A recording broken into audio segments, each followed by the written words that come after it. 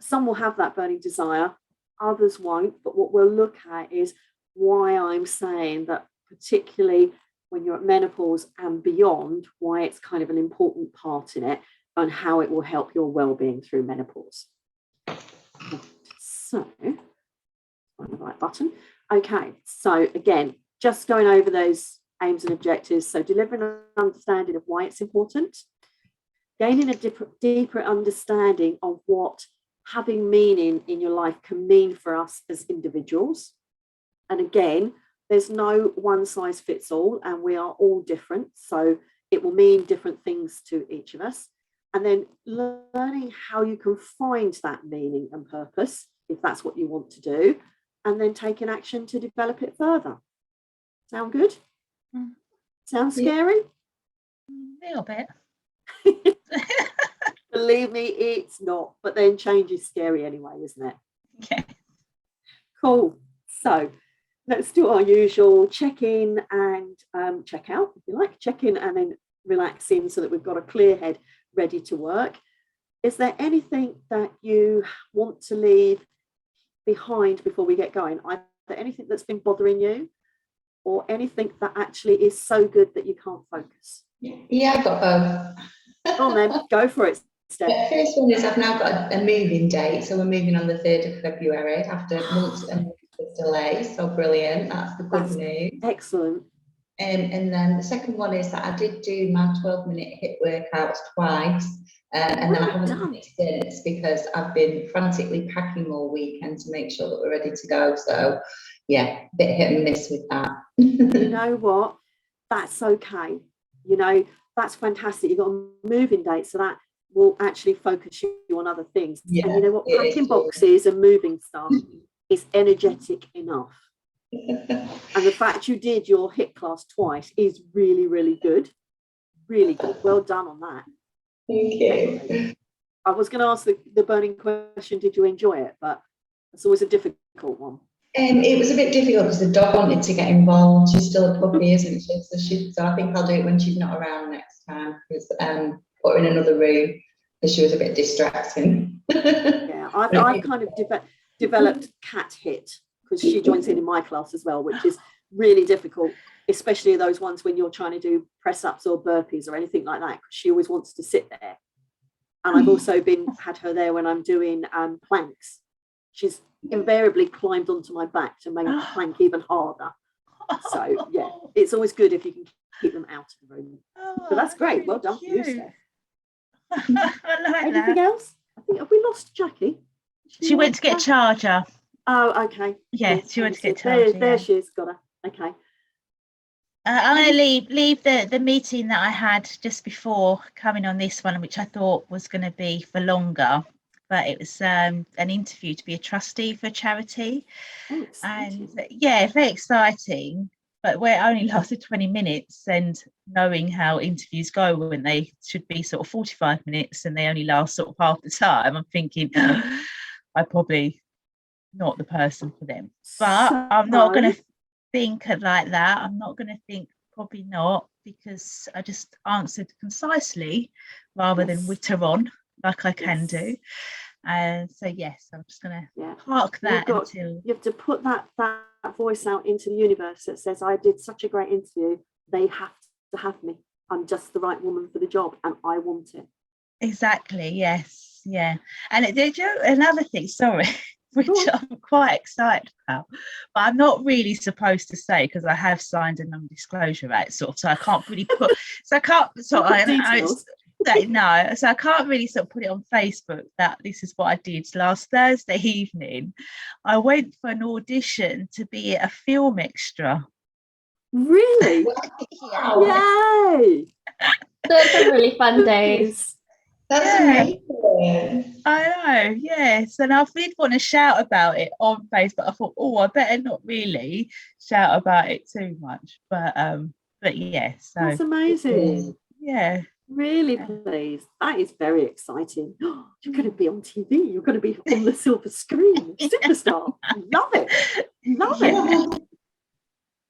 Brilliant. Anything else, ladies? Not as distracting me, but I can share some good news. Go on then, go for it.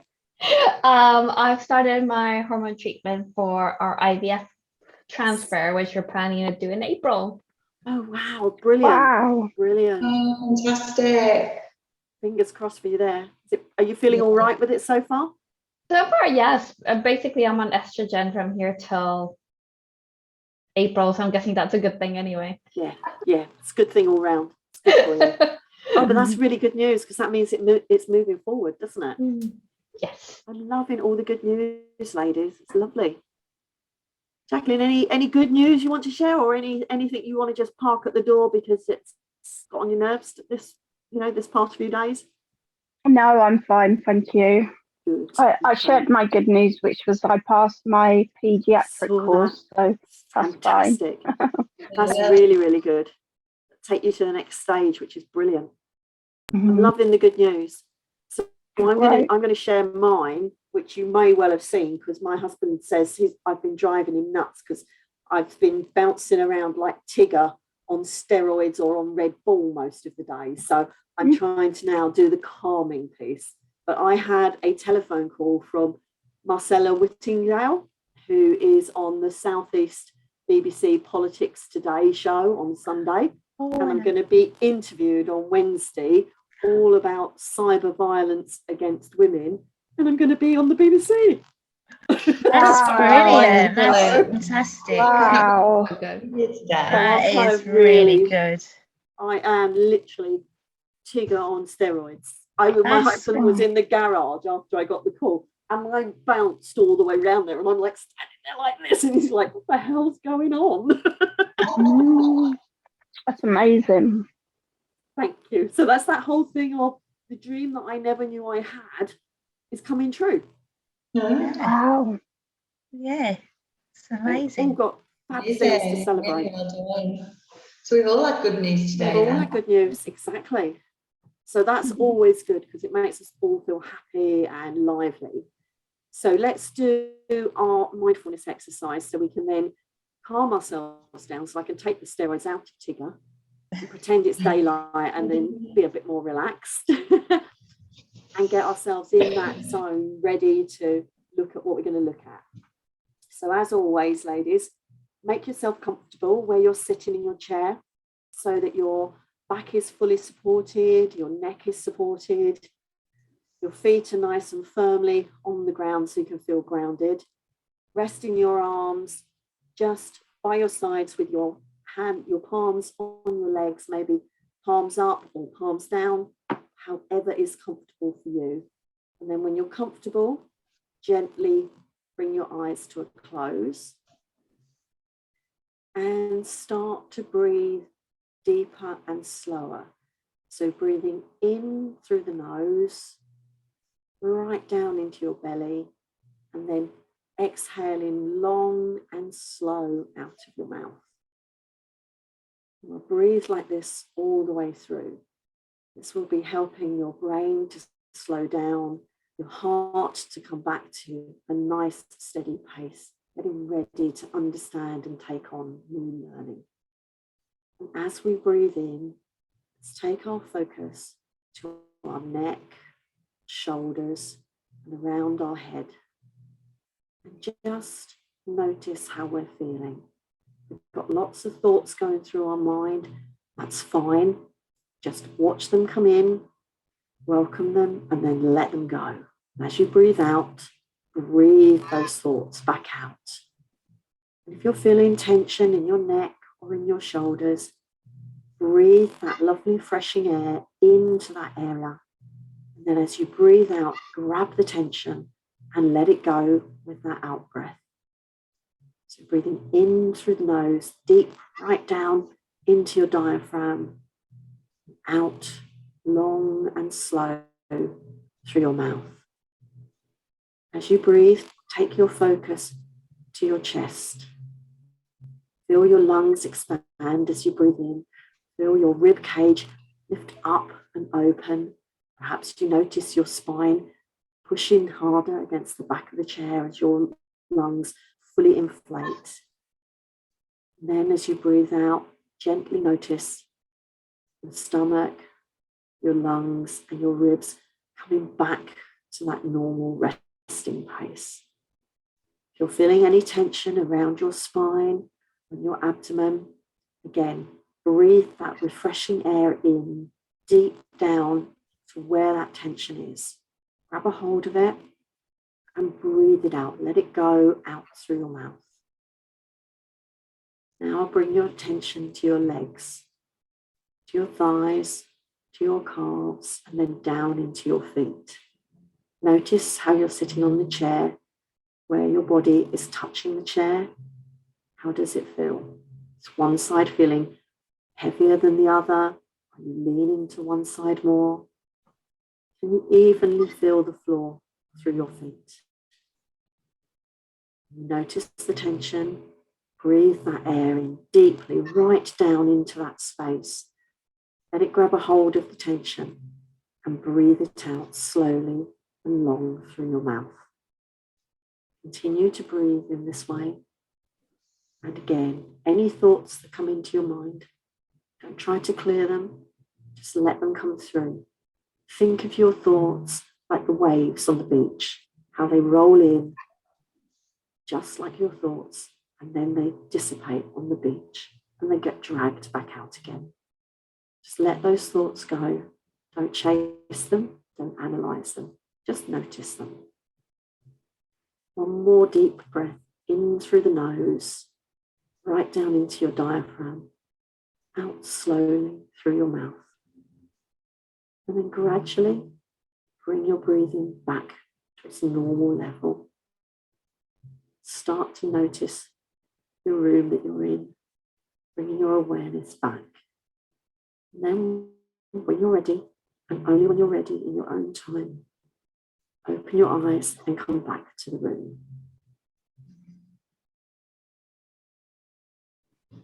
Everybody back? Yeah. Yep. It's great watching you. I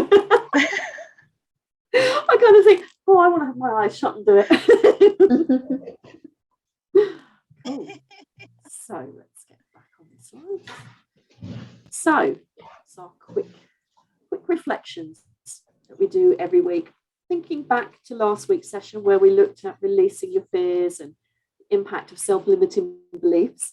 Again, any thoughts that you wanted to share, anything that was new to you, or how you've used that new knowledge, any massive light bulb moments that you wanted to share? I think for me, it was just really about changing that internal language, the way I'm talking to myself about things. So I am making a choice about what I'm doing, whatever that choice be. It's my choice, and it's not I should or I could or oh I'm being lazy. It's about making a conscious decision to do or not do. Yeah, well done. How are you finding that, Steph? Yeah. Okay. Yeah. Good. Practice. It's still taking practice. Not going to happen overnight. Yeah. I'm consciously working on it. Yeah, it will take practice because you're not used to doing it. And you have to be much more self-aware, thinking about what's that internal language and how that impacts the words that you use externally as well, because you will notice that. But that's really good. It takes practice, but you will get there, definitely. And it's the bit that can really help you to believe in you, which is where we want to get to. Excellent. Any other thoughts from anybody else? Let's say I found it really interesting that one of the, I guess, the common kind of fear or limiting belief or myth that we had all heard is obviously that it makes you feel old, and then kind of how that differs in everybody's experience, what that means for each other. So I think that's one of my biggest takeaways. Yeah. It's remembering in all of this, everybody's experience of menopause is uniquely theirs. There's never one general kind of vanilla experience. So how you experience it and how you choose to experience it is totally within your gift to do. And once you know that these are myths, literally they're just myths or half truths, then you can start to go, well, actually, that one doesn't really bother me. And once you start to think like that, then it's no longer going to hold you back. That makes sense. Yeah, it does. Yeah, because that's what I thought. I thought I'd be more fearful of things, but then when you go through the list, you think, actually, do I have any fears about it? Yeah. Again, it's always the same thing. When you don't have the knowledge, you're going to fear things. That's the same in every life. You know, when you remember when you were thought about learning to drive a car, I can remember saying to my dad, oh no, I don't want to do that. You have to do so much all at once. Oh, it's all too much. And he used to say to me, no, you don't.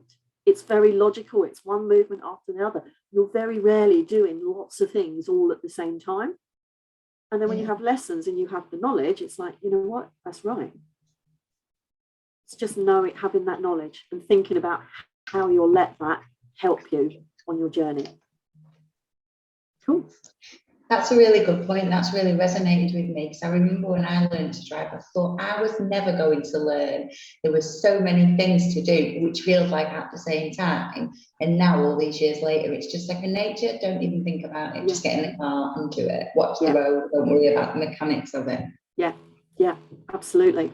It's because you know how to do it and you're confident. So when you go into menopause, knowing what it's all about, and importantly, what it isn't, you can then choose what you believe in and then how you react and respond to it. Makes all the difference. And I think actually having that knowledge and the kind of thinking about the second one, actually a great example was having that conversation with my fertility specialist on the other day. Yep. Because he was like, oh, not sure, you could wait until February. Oh, sorry, I think it might be Tesco. Sorry, I'll come back to that. Okay. Go on, Jacqueline. Anything from you? Just basically, instead of thinking about what I need to do, actually making a start and doing it. Yes, absolutely. My own coach said to me today, or said in our group, are you a finisher and a start? Which do you go for, finishing or starting? And I said to her, but you can't finish unless you start. And she's like, yeah, so what are you? I said, well, I can't be a finisher unless I've started something. But some of us don't like doing the completing, finishing. We love the starting. I don't. I like the starting. Me too. Once it becomes second nature, as you know from me at work, Steph, I'm not interested. What do you mean? I'm the same. Yeah. You're right there. Yeah, Steph. sorry. Yeah, the Tesco man was calling. I think he was lost. So I was like, oh, no, you're on the right way. Oh, you don't want the food shopping to disappear. No, you need that. So I was like, oh. So basically I was saying it allowed me to have that, because he was like, oh, you could wait until February. And I'm like, well, I have my period now. I don't know if I'll have one in February. If I don't have one in February, what does that mean? And he's like, actually, if you want to take that stress out, you could start in January. And I was like, I'll do that then. Yeah. Good plan, definitely. But it was like knowing that, and then because he was like, oh, I just didn't know if you wanted to have that much hormones. But I was like, actually, like having the knowledge around estrogen, I'm like, it's mainly estrogen I'm getting. So I was like, that can't be a bad thing either right now. Yeah, correct. Definitely. Oh, that's really good. I'm glad that you're getting these kind of moments and these things are making sense to you, which is obviously where we wanted to get to. And then just the usual homework recap. Any bits in that you wanted to share, or anything that's causing you headaches? Or even if you want to own up and say, I haven't had the chance to do it yet, that's absolutely fine. I haven't done it. Sorry, what was that, Jackie? You haven't got around to I haven't started mine, no. That's all right. It's all right. You've got it. It's there for you to do when you're feeling in the right space. You were busy revising for your exam last week, so that's fair enough. We can only do so much. We can't multitask. You have to remember that, ladies. Yeah. Cool. Okay. So that's our ground rules. We're all aware of those and we're living by them, which is brilliant. So I won't say any more on that one. So what is my first question? What is meaning? So what do you think meaning is all about? And not the meaning of life, because that's number 42, as we all know. What does having meaning mean for you? It's a lot of meanings in one word. For me, it's about my purpose. What is my purpose in life, and doing the things that I enjoy and making sure that I'm having a valuable contribution to myself and others around me. Yep. Resonate with everybody else? Yeah. Yeah. Because there's a lot in psychology where the pursuit of meaning or the meaning of life is a massive field of psychology. But we're not looking at that here. That's way too big. And, you know, all the big thinkers of this world doing ethics, psychology, and philosophy, they have never been able to really nail that one. So we're not looking at that. But the thing is, there is no one single definition really of meaning. It's very subjective. What meaning in your life means, or what having meaning in your life actually means to you, will be very personal, because it's all bound up in your values, your beliefs, your background, your upbringing, your education, the politics that you believe in or that your family believe in, your culture, your religion. Absolutely all of those things will have a bearing on what purpose or meaning in your life actually stands for you. So it's about finding out, what do you stand for particularly, and how do you follow that? And certainly we talk about meaning in the terms of well-being. So if you remember the PERMA map, that had meaning as one of those quadrants. And that is because it's about the things that we intrinsically do that make us feel good and feel that we're contributing to something bigger, that really the sum of our lives have bigger purpose outside our own. And we do it because it actually makes us feel good. Mm-hmm. And it makes other people feel good as well. It's not a kind of selfish thing. It's important to us for that reason. And also it comes from a uniquely human concept, which is where we are sentient creatures, that we have a consciousness of our own consciousness. Some really mouthfuls coming out here. That but is, it means, yeah, that's freaky, isn't it? Yeah, it is, we're conscious of I, as a concept, I, me. Whereas other animals, the thought is they don't have that consciousness. They're about survival. We're about that next layer up. So it is very much a human concept. And as I say, all the big thinkers of the world, right back to Plato, Aristotle, and all of those people, have been trying to define what meaning is, in human terms, and how that gives our life a purpose. They've not nailed it. So I'm not expecting you in this hour and a half to nail it for yourselves either. You can overthink it, can't you, Jeanette? I'm not going to overthink it. You can overthink it. Yeah. And like I say, your meaning, it doesn't have to be this big thing that you're going to change the world. It doesn't have to be like that. It can be something small that brings you joy. So Babette, if you get the role as a trustee of a charity, that could well be your meaning in life. It doesn't necessarily mean that it's something you do for a living and that you do day in, day out. So for me, I'm not a mum, but I fundamentally believe, right to the core of me, that every child deserves the right opportunities and to be given opportunities to reach their full potential, regardless of whether they have a disability, learning difficulties, they come from a poorer background, all those sorts of things, for me, doesn't matter. Every child should have that opportunity. Therefore, I volunteer at a local school as a school governor. And it's a school that has children with some very difficult needs and backgrounds. And my thought is I do that to make sure that the school is running with that child in mind. Mm. So that's kind of one of my purposes. My other is to help women. And I've done that in my daily life for many, many years. But it can mean different things. It can be, as I said there, right to the core of your values. Make sense? Yeah. I wrote one down that came to my mind. Go on then, if you want to share. I put what is meaning, and then I put in brackets to me. So I've said setting standards to my very best to be me and onto others. If that makes sense. Brilliant. Yeah, brilliant. Well done, Jacqueline. I love that the conversation is sparking ideas as you're going along. It's brilliant. So this is a great quote that I found on the question of meaning. It comes from the director of Stanford Center for Adolescence, which, made me think, oh, he's got a doctor, so therefore he's important. But he describes purpose as a stable and generalized intention to accomplish something meaningful to the self and consequential to the world. So my volunteering at one school isn't consequential in big terms to the world, but it is to those children in that school.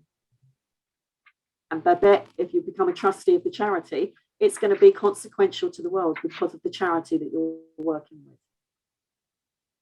And it's got that sense of accomplishment, which again is the A piece on the perma map. So all of this comes into your well-being. I love a good quote. So I have to keep looking at our titles. Why is meaning important? And you can probably answer some of these yourselves. So when I was researching it, as again, I said, it's a cornerstone of well-being, and it comes from an emotional and a psychological standpoint. So it's not so much about our physical well-being, but it's our mental, emotional, psychological well-being, which we know if that's not in the right place, it will impact our physical well-being. When we have meaning, we're acting as a result of, hang on, let me just read that. I try not to read them out, but I might have to then. When we have meaning and we're acting as a result of that meaning, then we're more likely to feel good about ourselves, which does sound a bit back to front, but it gives us a greater sense of our own self-worth because we're able to bring good things to those around us. So very simply, when we are following what we think is our purpose or our meaning, it makes us feel good, which means we will behave different and come from a different place, which invariably means good for others. Does that make sense? She says, trying to make sense out of what she's typed.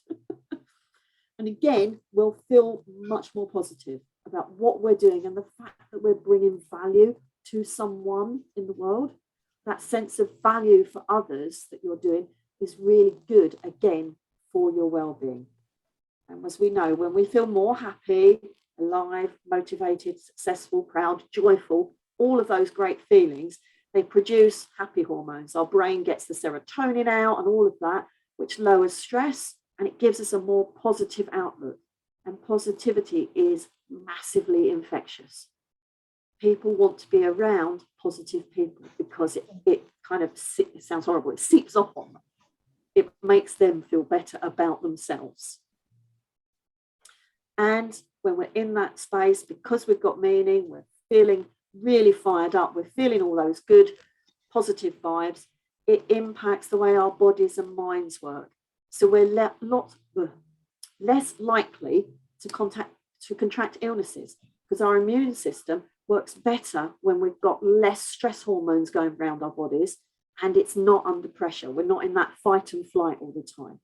We can become more creative, perhaps innovative. So we solve problems better and we can think things through clearer that helps you and everybody move forward. And ultimately, we're better able to cope with life. We're much more resilient and we're more willing to try new things, which then means we continue to grow, which brings us right back round to that positive stuff. So you can see how important finding something that gives you a sense of well-being from a meaning or purpose standpoint is so important for all the other layers. So talk a little bit. Who knows about Maslow's hierarchy of needs? Yeah, Jackie, are you aware of this one? Oh, you're on mute, darling. Jackie, I can't hear you. You're on mute. Silly me. I said I probably, as you're going forward, I'll probably realise that I do know about it. So Maslow was, again, psychologist and philosopher, and was thinking about how do we as human beings act, grow and behave. And he came up with his hierarchy of needs. So there's 5 levels of need that are categorized as physiological, So those are your common, what we call hygiene factors in the HR world, the things you need to carry on life, like water, food, warmth, Essential. the basics of life. But those won't give you a sense of you or feeling a bigger purpose. They'll just mean that you've survived. Then comes safety. So when we feel safe, we're much better at trying new things and moving ourselves into a different space. Safety can mean having our home, having somewhere to live, feeling safe in that space. Could mean having a job, because again, that gives you a level of security. But it's not going to get you thinking differently. Love and belonging, we're social animals. We seek social units where we can get support, where we feel safe again and we're cared for. Once you've got those three layers, you get more into esteem. That then means that those things give us a sense of worth and value to ourselves. We can start to think about, in that conscious way, what am I all about? How do I feel about me? And our self-esteem is really important to us. If it's low, then we need to look at it. If it's high and we're in a good place, we can then move to what he calls self-actualization, which is much more around that meaning. Really, what am I all about? What am I here to do? And how am I going to get to that higher plane? And basically, all those pieces below the line, so the red to green, need to be in place in order for us to focus on that higher level of self-actualization, because we need the headspace so that we're not worrying about how on earth are we going to live. So we want to be aiming for that place, because when we reach that place, we have the potential to become everything that we are ever capable of becoming. So it's being a higher being, but a better, more rounded, the best version of yourself that you can ever be. And it's at that point that everything fits together, and we'll be open to knowing what the meaning in our lives is and be able to find it. Is that how you, Babette, Sim, and Steph, is that how you talk about Maslow? Yeah. Yeah. And obviously you can go up and down depending on Yeah. life. Absolutely, yeah, because if a partner is ill or you're unwell, you're going to drop out of self-actualization, because you've got to be able to get back into that safe space so that you can survive, and so you'll go up and down, definitely.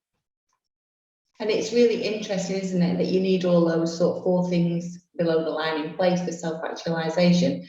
However, where it says below the line, the more you get of the sort of safety, physiology, being met, love, belonging, esteem, your motivation decreases, which goes to prove you need that meaning to keep you motivated. Yes. Yeah, and that's why we say, if you've worked in org development with engagement, money doesn't breed motivation and engagement, because money sits probably in the physiological and the safety piece. It's an enabler of you to live, not to actually get to that higher plane. I love all this stuff, obviously. It's a psychology student coming out in me.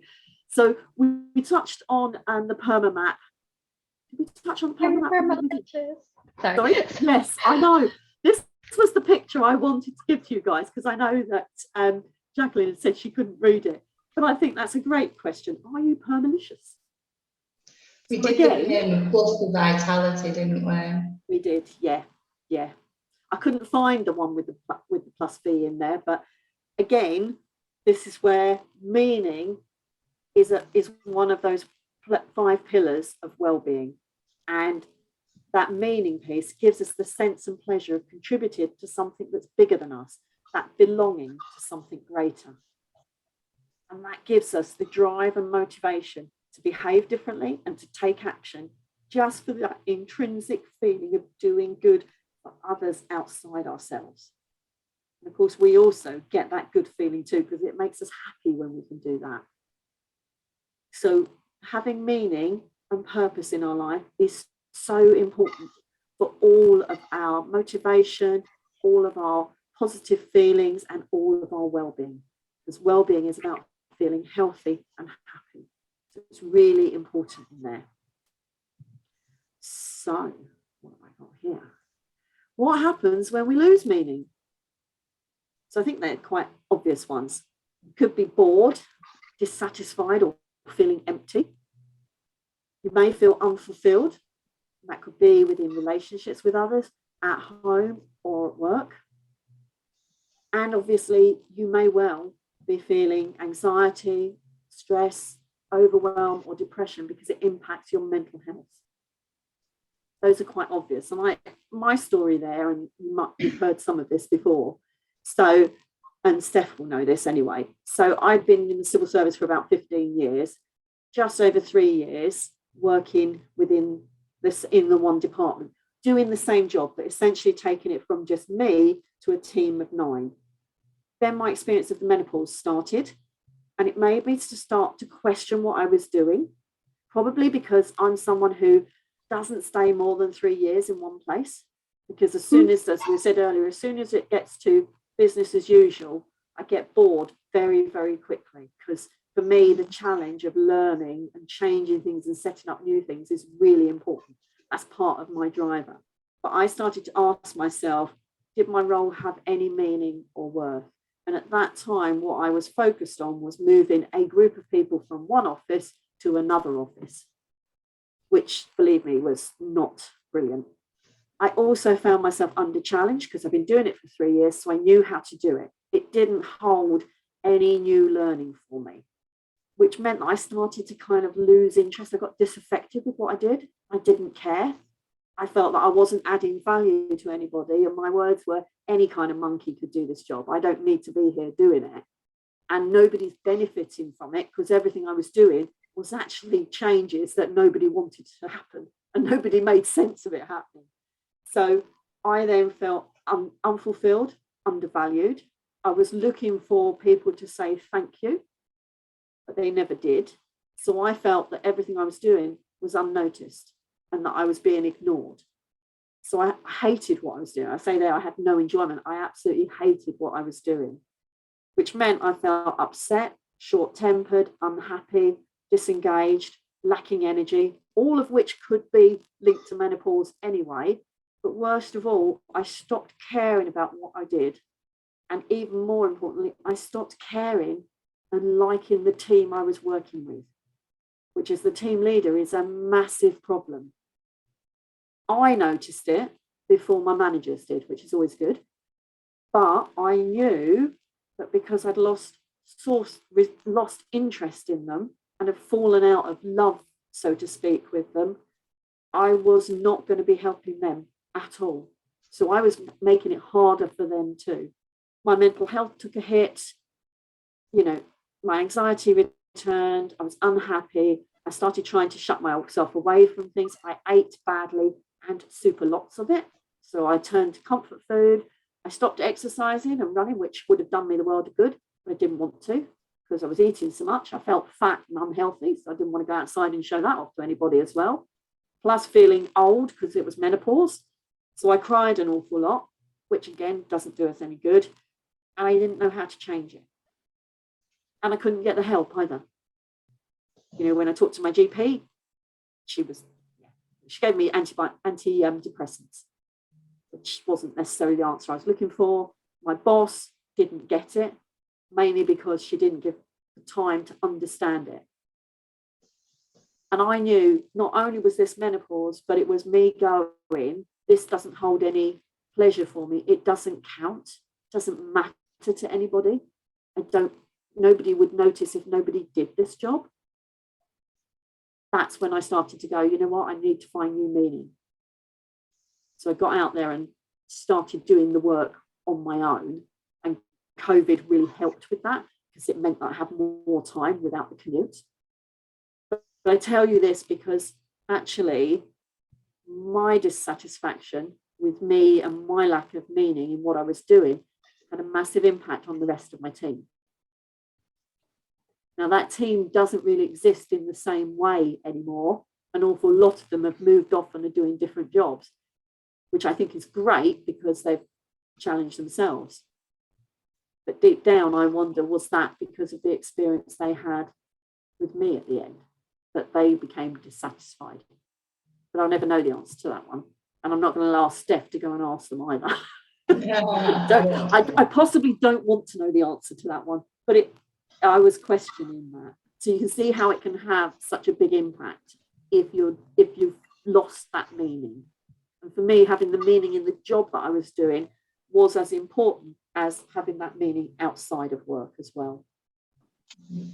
Does that story resonate with anybody? Scare you? It resonates, but not even in the menopause way, because I've lived that side of things. But so that's basically what happened to me at the university. I'm usually a bubbly person, so I had stopped being a bubbly person.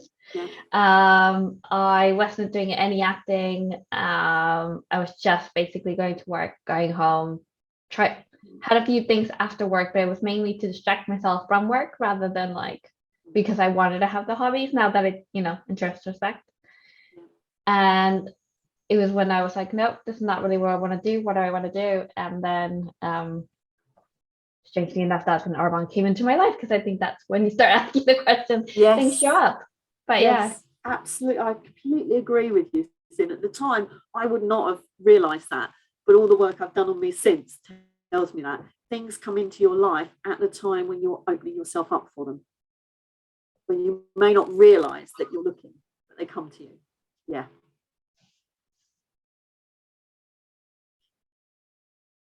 So what am I saying here? Where does menopause come into this? So we talked a little bit about this. So when we're in perimenopause and then beyond, we know that a lot of that conversation is about losing things, losing our fertility, loss of periods. They don't talk about the gain, like weight gain and things like that, but there is in a lot of that a loss of sense of who we are. And what we need to recognize is that our purpose and our meaning will change throughout our lives. Sometimes it'll be much more important than others, and it can fluctuate, and how we seek meaning can change. But it's also important. And when you're in menopause, you're in a great time of change. And there can be all sorts of things that go on depending on the age that you're in. You can find yourself as a sandwich woman. So you're stuck between suddenly needing to give more care to older parents or relatives, and you might also have children. So you're stuck in that sandwich of caring. So you don't get time to think about yourself. Or if you've had children and they've grown up, they could well be no longer living at home, off to university, or getting their own homes. And it's at a time when a lot of women go, well, my primary purpose was to be mum, and now they've gone. What does that mean? Yeah. They then look at their partners. If that's happened to you, is it, Steph? Yeah.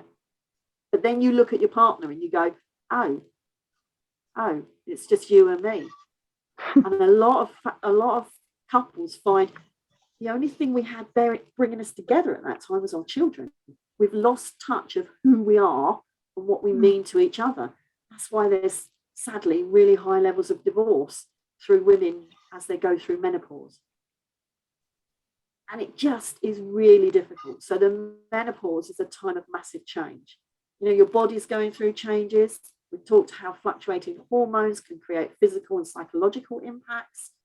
And it's difficult to know how to manage those. And you may look in the mirror and not recognize yourself, or because your emotions are changing, you don't recognize yourself. You think, I used to get in the car and drive around the M25 and not worry about it, and just do it. And now it's like, I don't want to get in the car to drive down to the co-op, because it's like, oh, what if this happens and what if that happens? So much changes. But actually, menopause isn't the end of our life. We could well have 40 to 50 years of life left to live. And actually, we've got an opportunity to reconnect, as we said there, with the world in very different and new ways.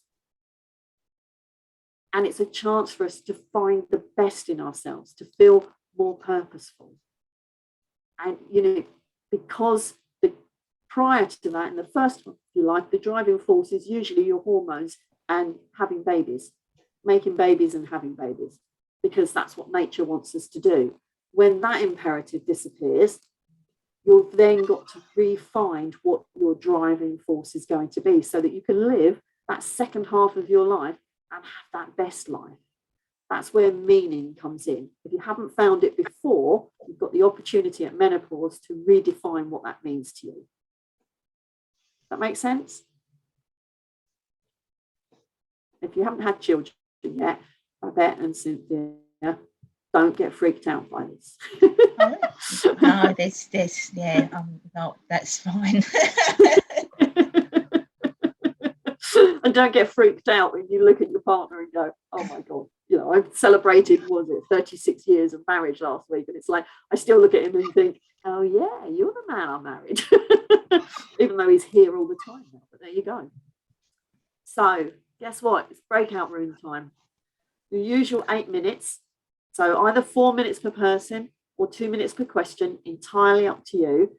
And we've got 4 questions, although one's got a second bit to it. So it's that first thing of, do you feel that your life has purpose or meaning right now? And if you do, how do you know that's the case? How do you feel that? Think about, has your sense of purpose changed over time? And if so, in what ways? If you feel you're perhaps lacking purpose, how's that making you feel from that emotional standpoint? And then what do you think you could do to reinvigorate your sense of purpose? Okay. So as we say, the learning point here is all about reflecting on what we want out of our lives, particularly what we want out of the rest of our lives, who we want to be seen as, or what we want to feel we've achieved. Might even be what we want to stand up for. Okay. So have you taken photos of that? Yeah, the other weeks I've been frantically writing it down, and I thought last week, why don't I just take a photo? Doing the same, Babette, so I took the photo as well. I'm going to pause the recording there this time. Brilliant. Okay, so welcome back, ladies. Hi. Feedback on your discussions. Hiya, Steph. I'm just going to open my window. Yeah, go on. Are you having one of those moments, Jackie? Oh, yeah. So, who wants to feedback first? So I don't mind feeding back first. I think the most interesting question is, has it changed over time? Because I think it, and I think that's why I joked even on the chat beforehand that I always question it every 5 years. But I was just saying to Jackie that I think when I was a lot younger, I used to do a lot of fighting against the system. I even and I think that's even why I got into the OD, like challenging the status quo was like my thing. Yes, yep, same here. Yeah. And then now I'm more, probably, it's not that you don't take kind of what you learned there, but right now I'm a lot more around helping people really love themselves as they are, and kind of just having more choices in life overall. So kind of that kind of sense. Have you noticed your sense of what's important to you from a meaning standpoint? Have you noticed that change as you've grown older? You wanted different things as you've grown older? Some things.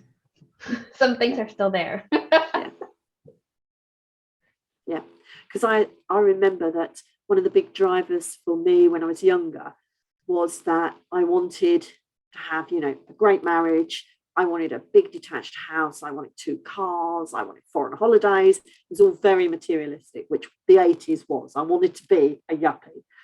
And actually, when I got that, I was like, oh, not this really easy. What does it mean now? And strangely, I left that environment where I could make all that money and have all of those things because I didn't like the behavior of me first in a most selfish way. I left that and I went to work in not-for-profit and then later in the civil service, because suddenly giving back to others and being part of something bigger than just making money suddenly seemed much more important. I left investment banking for a number of reasons, but one of the big ones was what's called value dissonance. Suddenly my values were completely in juxtapositions to everybody else? Similar but different, because I think I've gone the other way around. So I went from education and public sector back to private because it was so, I guess for me, there was a big irony that I didn't necessarily feel education or public sector were actually helping anyone. So I went back to the people that I at least thought had the power to do some change. Yeah. In that way. But it's interesting the way different environments and situations impact the way you're thinking about your purpose and what you're looking for. Cool. That's really a deep one. That's good. Other thoughts of the group? I mean, that sort of resonates with me. Babette and I were talking about sort of purpose and how that can change. I mean, and meaning, really, what meaning means. But thinking about that, and I did say that sort of mine changed about the same time as menopause, or perimenopause set in, shall I say, with children leaving home and going to university, etc., etc. And so I did feel like I had a big hole in my life. But knowing that that was coming, I thought, I don't want any more responsibility. I just want to have a bit of freedom for a few years, you know. But it's gone the opposite way. I've realised that, you know, I am the sort of person that needs to have other people around me, to feel that I am adding value, and now having responsibility as well as meaning in my life is quite important to me. Yeah. So all that running away from it and thinking I can't wait till the kids leave home was just a fallacy, because actually that's exactly what I needed. I have to be needed. But that's the thing, you suddenly you've got that time to think about and reflect on yourself, which you don't do when you've got the children around you all the time. You think, I'm craving time to myself to be me. And actually, when they've gone, you think, I don't really need to. I know who me is. What else do I need? It's a really weird thing. It is weird. It's very strange. Very weird. Cool. So good conversations. And you can always, you know, go back to those questions in your own time and do some more reflection. So, oh, hello. This is one of those where I've got lots of things that I'm obviously going to be pressing buttons. What can we do to reinvigorate our sense of meaning? Do you have any thoughts first off?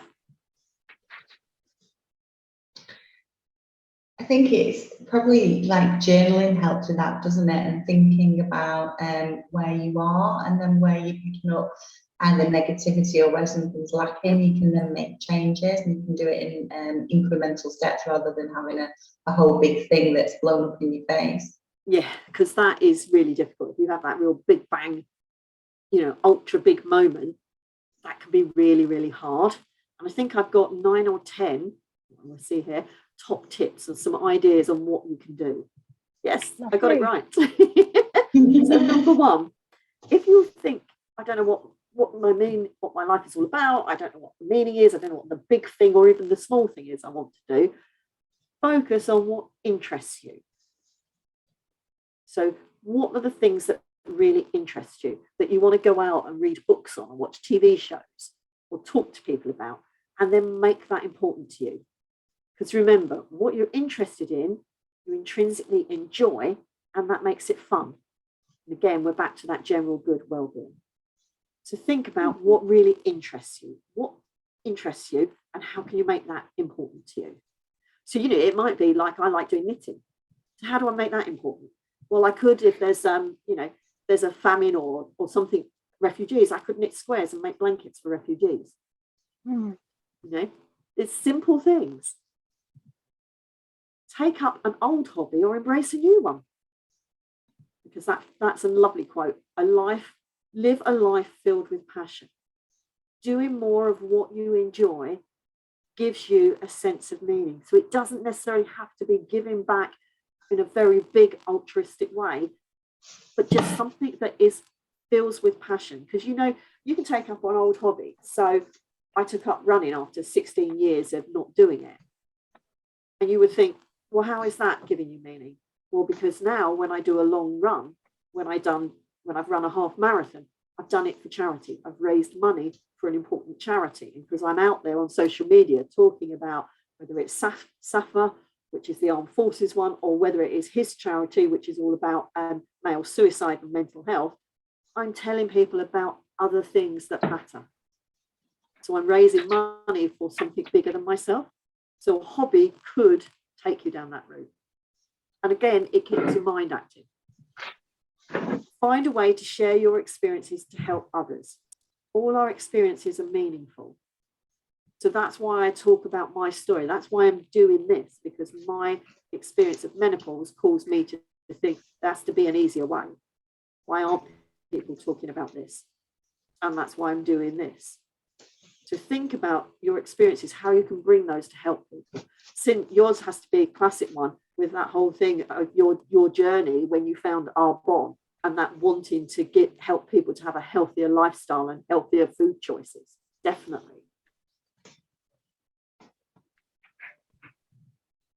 Do something that makes others happy, as this will create a happy, fulfilling life for you too. So what could you do for others? Again, since your Arbonne makes other people feel happy, makes them feel good about themselves. Yes, So at least I hope so. Yeah, it does. It does. I've been talking about the fist sticks. Of course, they make us happy. Think about that. I bet what you're doing, it might not necessarily feel like you're making other people feel happy, but you're helping them. You're helping organisations to do right by their employees. That's got to be good. To say it might not feel it at the time when you're in a disciplinary, but ultimately it is. It's about thinking about those things. Try something new or learn a new skill, because when you're interested and challenged, it keeps your minds younger. So when you find your meaning, it will help you to feel younger. It will get your brain cells working. It will make you bounce around like Tigger on steroids. So think about that. Learning a new skill can be helping. If you wanted to, one of my girlfriends always wanted to be a teacher, was told by her school teacher, oh, you haven't got the brains to do that, you'll never do it. When she had her daughter, she then moved into being a TA, a teaching assistant. And she learned how to help children with learning difficulties. That was huge for her. She's now being a teacher, she's now fulfilling her purpose. That's how she found it, because she wanted to be able to be around other children because she could only have the one. So something new is really good. Stay curious and open-minded to what is around us. If you don't know what your meaning is, or you haven't found it yet, don't sweat it. It will find you, which we've said before. It will find you. So just stay curious. If you've got something that interests you, we said before, read about it, talk to people, try it out. All the time we're open-minded and we're curious, we've got a growth mindset, which means we can find what that is that really will help us to find our meaning. This links in as well. Be courageous. I love that word. I use it a lot. Courageous. Not brave, courageous. So that you try new things, you learn new things, because they'll broaden your range of experiences and your range of possibilities. And that's what you want. The more possibilities there are out there, the greater it's going to be. And remember, all these things that are focusing on our mind and our brains and our bodies are also really important at menopause, because when estrogen disappears, as we've said, our brain function can have a bit of a wobble. So the more things that we're being curious and we're challenging ourselves and learning new things, the better that is for our brain cells from a physical standpoint. Invest time to discover your life's purpose. So as we said earlier, and I think Steph, you said that, didn't you? Journaling. So journal on what's important to you. You may never have done that before. Journal on what you want to stand for. That's a really big one. In my mum's group, I did that once. I put out the question, I think it was in the mum's group. I said, what do you want to stand for? Or what do you stand for? And that's when you find out what your passion is. Also, do that exercise. What do you want to be remembered for? What do you want people to say about you when you've gone? Sounds horrible. I'm not asking you to write your eulogy, but what's the things you want people to remember you for? And I'm sure it's not being a difficult line manager or, a negative person. It will be positive. That will help you to find that purpose. And, it's understanding what makes you tick. and that good inner feeling. We don't spend enough time working on ourselves and understanding ourselves. Those sorts of questions might give you a headache at first, but they will help you to find that and relight that fire for you, because there will be times when that fire dims out, and mine was pretty much ashes, just kicking around, a bit of charcoal. So it took a bit to relight it again. Once you've done those, focus on the areas in your life that are important to you. So do what matters to you and what matters for you. It's not selfish, because it will in the end matter to those around you, and it will positively impact those around you. Because as we've said, meaning is a cornerstone for well-being. It's much more important when you look at the second half of your life. It will help you with that fear of, oh, I'm getting old, it's all downhill from now onwards. It's not, because you can do this. You can find that fire of meaning and purpose again, and you will find loads more energy. Loads of people say to me, in fact, I had the BBC lady saying to me today after we'd had a long chat, do you mind if I ask you how old you are? I'm like, yeah, go for it. I'm 57. And she was like gobsmacked, because she said, but you talk like you're like a 20 or 30-year-old, really full of energy. And it's like, that's because I'm passionate about what I'm talking about. It makes you feel younger inside. Doesn't matter what's going on the outside. If you feel younger inside, you will act with more energy. And having that meaning will help you to do that. Make sense, ladies? It does. And again, I'll put the slides in the definitely. group so you don't have to write them all down. Is there one or two there that really made you go, oh, that's interesting, I hadn't thought of that? Or you need more time to reflect? Yeah, I think the stay curious and be open-minded is really important for me, being courageous. And then I suppose it's that, taking time to find out what makes you tick. And I've not thought about that, what is it you'd like to be remembered for, and swap it on its head sort of thing. I think that's really good. Yeah, that brings in that whole thing of, can you be a reflective person without being self-aware? Because can you reflect on things and your life if you're not self-aware about where you are now? But the only way to get self-awareness is to reflect. Yeah. So it's a chicken and egg, and we don't spend time doing that because it's hard. So we might find things we don't like. Any other thoughts? No, I was thinking about the take up an old hobby. It's really interesting. So I think just a bit pre-COVID, so it must have been like the Christmas right before I went to Germany, and I went ice skating with my niece. And I used to ice skate when I was little, the competitions, so like actually proper ice skating. And even just being back on the rink, even though I obviously couldn't do all the things I used to be able to do, but just sliding through it, there was like this remembered experience around how freeing that felt. And that was the only word that came out in my head. And I haven't actually gone back, obviously because of COVID and stuff, but I was at that point, I was like, oh, this may be something I should explore a bit more, even just for me, like obviously not in the finding meaning can be about doing more of what you enjoy, more about what you're passionate, and it doesn't necessarily have to be a big cause, because again, because you enjoyed that, your niece probably got a better experience. You weren't scared. She saw how free you felt, probably felt really good for her. It's giving meaning again. It can be tiny little things. Oh, I've got another one here. Oh, reflection exercise. Oh gosh, this is going to be a surprise because I haven't looked at these since I wrote them. So let's see what I'm going to ask you to do. Hello, what's that going under there? So, oh yeah, I know now what it is. So as we said, it can feel really daunting trying to find your purpose because it feels huge, but it shouldn't be if you focus on 3 key areas. And I think I've got a Venn diagram coming up. Oh, not yet. Like I said, it doesn't have to be something grand that's going to change the world, but it has to be something that means a lot to you, because that's the important thing. There we go. There's my Venn diagram. Knew it was in there. So this is thinking about you. So you've got 3 circles there that cross over, and this helps you to find your purpose. So one of them on the left-hand side is a need in the world or a problem that you care about. So for me, it was about making sure that children from all walks of life actually have opportunities and can seize them like I did. Then you're on the right-hand side, your skills, natural strengths and gifts.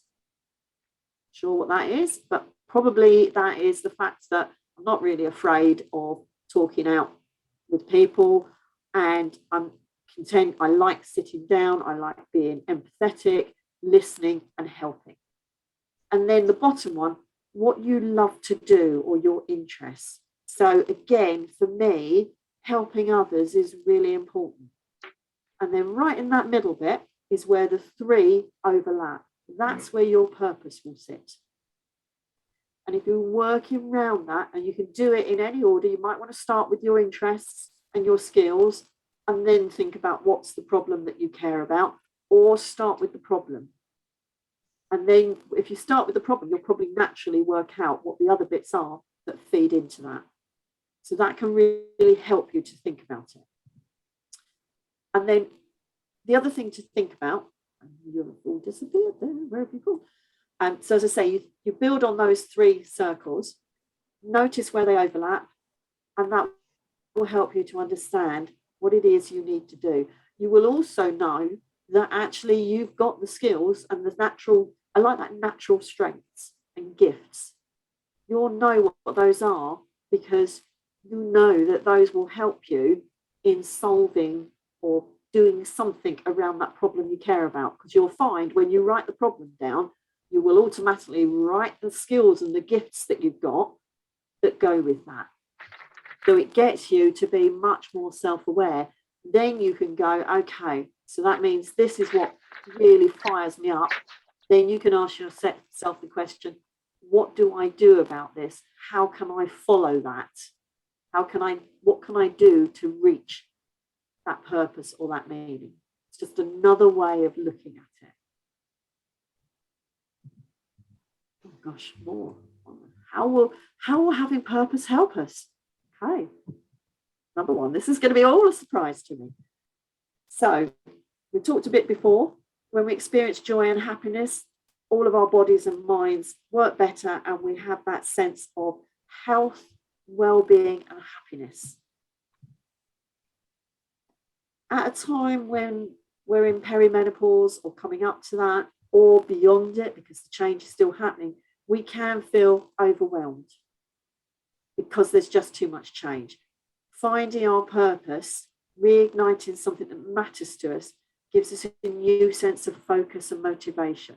Literally, it'll give us a reason to jump out of bed in the morning. You won't have to be like I was. Every morning the alarm would go off and I would say to myself, I think I feel ill today. I do feel ill, don't I? So that I didn't have to go and do something. I didn't have the motivation to get out. I was looking for a reason not to do it. So when you find it, it solves all of those other issues. It will occupy our minds in a positive way, which means we bring a more positive mindset to our lives. And that has an impact on how we experience menopause. When we're thinking in a positive state, we're going to find the positives in things, even if we're having a really bad hot flush.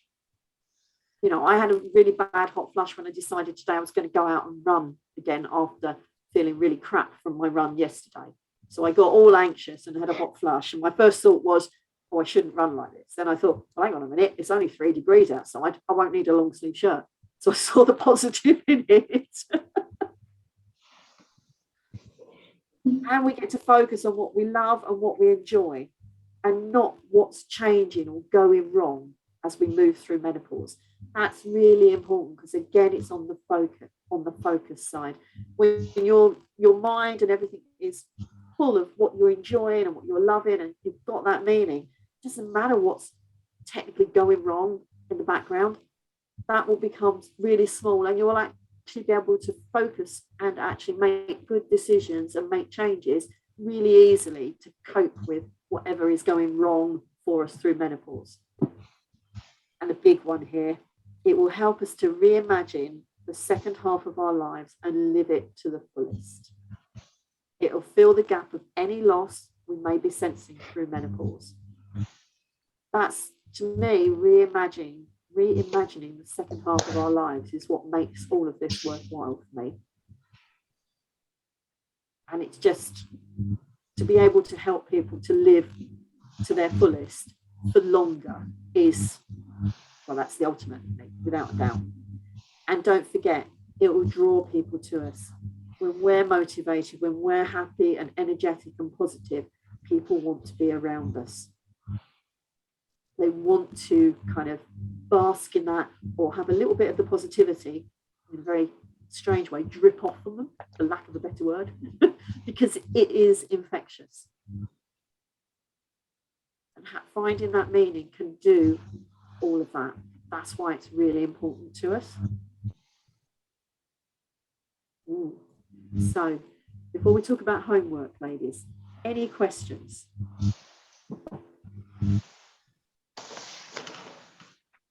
No, that's cool. You can think about them over time. So again, I'll put this in the group. So there's a journaling activity there to help you to find your passion. What's that one thing that lights you up inside and out?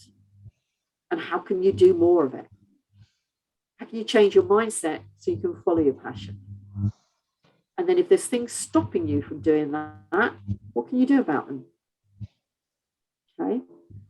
Try, if you want to, try the Venn diagram, Venn reflection exercise, because that might be an easier way to do that journaling exercise. But certainly think about what's it telling you about you and what you might need to do. The other one, which if you want to do this, it's great, but you've got to be brave to do this one. Ask, 3 or 4 people around you to describe to you what they love most about you, but they can only use 5 words. So no big sentences. They've got to use 5 words to describe what they love most about you. Then you bring that together and you think about what could you do that will play most to these strengths, because they will highlight your strengths. And that again will help you to understand, how can I bring more of those qualities to my everyday life and to the world? I always like that exercise because surprising things come out. And then obviously we have our action learning session on Wednesday. So think about what's the challenge that you're experiencing around your sense of purpose or meaning that you want to bring to the table. And I know we still need to look at, Cynthia, you had talked about the limiting belief last week around feeling old and lower sex drive. So we can look at that as well if you want to. Yeah, I'll think about it and see what's more prevalent on there. Exactly, whatever is most important to you. And again, it will be in the slide pack, so you don't need to worry about writing it all down.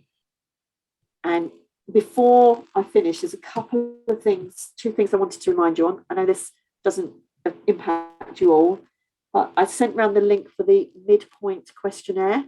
So this is just for you to go, these were my goals at the beginning. How far have I got to so far? Do I see it getting me there? Is there something more that I want that we haven't already covered? If you've done it already, fantastic, don't worry. But it was there in the group. And then also I had put the diary link in for your one-to-one coaching session. I know, Babette, you've got yours in there, but you've got the choice. You can either do it in the middle of the program or you can leave it to the end. So it's entirely up to you. But I just wanted to remind you, because the diary is getting busy, which is good for me, but not so good for you guys. Any quick questions? Because I know we're running bang on time. Okay, let me do the stop recording.